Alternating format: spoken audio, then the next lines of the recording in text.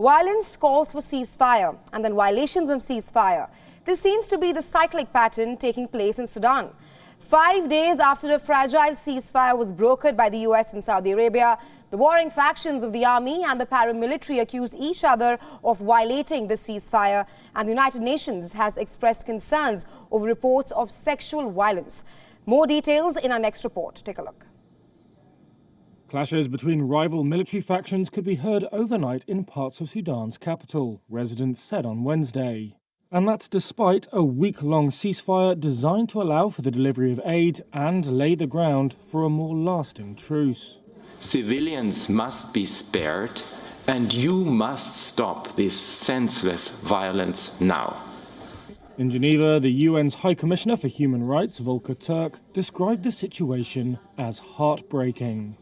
In spite of successive ceasefires, and they keep making these arrangements, we see that they get observed in their breach almost within hours after these arrangements are signed.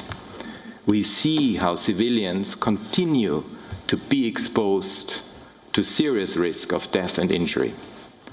I mean, overnight we received reports of fighter jets across Khartoum and clashes in some areas of the city, as well as gunfire heard in Khartoum North and in Durman.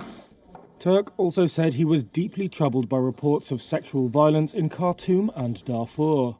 He called on Army Chief General Abdel Fattah al-Burhan and General Mohammed Hamdan Dagalo, leader of the paramilitary Rapid Support Forces, to issue clear instructions to those under their command, that there is zero tolerance for sexual violence and that perpetrators of all violations would be held accountable. The ceasefire deal, following Saudi and US-mediated talks, comes after 5 weeks of intense warfare. Previous truces have failed to stop the fighting, which has sent more than 1 million people fleeing their homes and plunged the country deep into a humanitarian crisis.